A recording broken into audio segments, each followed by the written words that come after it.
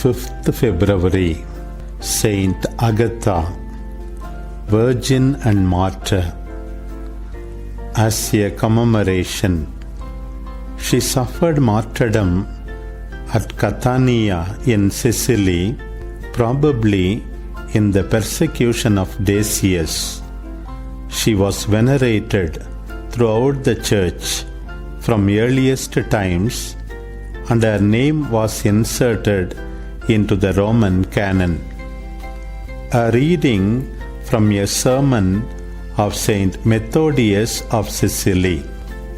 Given by God, the very fount of goodness, we have come together here, as you know, my dear listeners, to celebrate the anniversary of a holy martyr.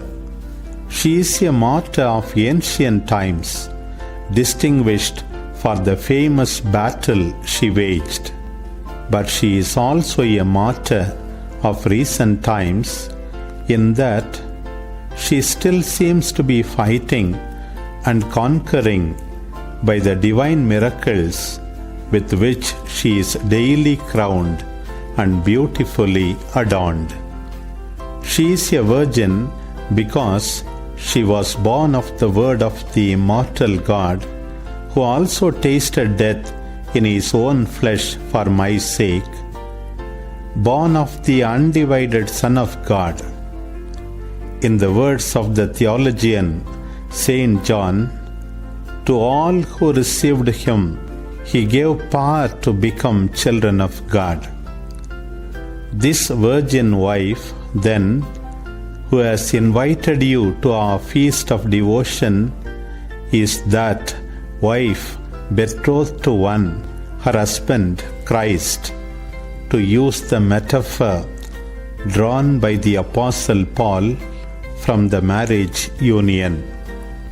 With full awareness, this virgin empurpled her lips and cheeks and tongue by dabbing them with the light and color of the blood of the true heavenly Lamb, and made herself beautiful. She kept continually in the thoughts of her mind the death of her eager lover, and bore it in her heart as if she had only just been drenched in his own blood. So, the robe of her martyrdom did not only carry the indelible mark of Christ's scarlet blood stained deep in its fabric, it also offered to succeeding generations the treasures of her virgin's eloquence, a fine brilliance of speech of the same sort, along with an unending source of words. And so, she is truly a good woman, coming forth from God, in whose goodness she shares. She is good to her spouse, and good also to us through sharing with us her goodness. Good is the force and meaning of her name, Agatha in Greek, for she has been granted us, given as a gift by God Himself, the very fount of goodness. What could be a more lavish gift than the highest good? And what could anyone find more worthy of celebration with hymns of praise than Agatha? Agatha, her goodness fits both her name and her reality. Agatha, who has won her good name by her noble deeds, and in that very name proves that her deeds were noble.